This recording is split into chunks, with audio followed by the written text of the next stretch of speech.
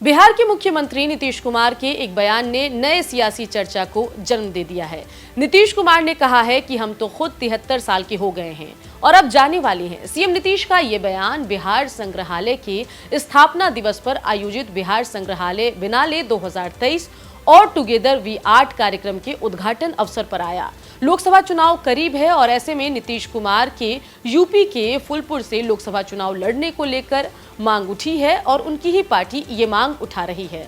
बता दें कि ऐसे में बिहार में महागठबंधन सरकार की अगुवाई कर रहे नीतीश कुमार जैसे मझे राजनेता ने अपनी उम्र का हवाला देते हुए ऐसा क्यों कह दिया, इसको लेकर सियासी चर्चा तेज है।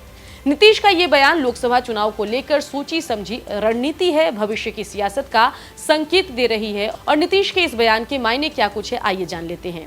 नीतीश के ताजा बयान का मायने समझने के लिए थोड़ा पीछे चलना होगा। बिहार में जब विधानसभा का चुनाव चल रहा था और साल 2020 का था तो लालू यादव तब जेल में थे और बिहार के मुख्यमंत्री की कुर्सी पर नीतीश कुमार थे।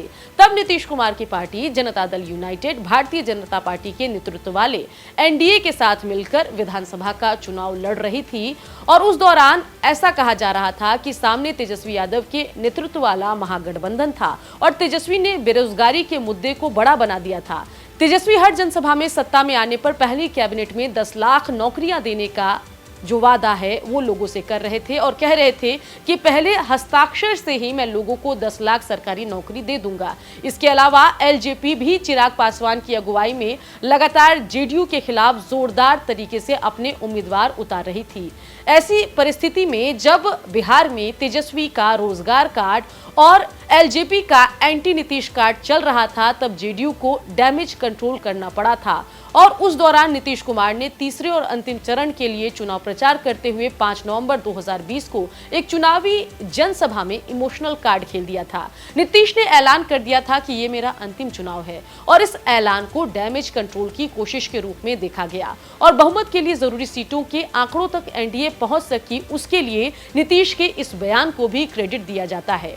वरिष्ठ पत्रकारों की माने तो नीतीश कुमार के लिए तब भी सवाल आन का था और 2024 के चुनाव में भी नीतीश कुमार के लिए ये आन की लड़ाई आगे जाकर बनने वाला है। सरकार बनना या न बनना, जीत या हार, ये एक अलग विषय है, लेकिन अगर नीतीश खुद को विपक्षी गठबंधन की ड्राइविंग सीट पर लाना चाहते हैं तो उनको अगुवा की तरह मोर्चा लड़ना होगा। विधानसभा चुनाव में अंतिम चुनाव का दाव नीतीश ने तब चला था जब बहुत देर हो गई थी। अंतिम चरण का सिर्फ मतदान बाकी था। इस बार नीतीश ने इमोशनल कार्ड के लिए जमीन तैयार करने का काम पहले से ही शुरू कर दिया है।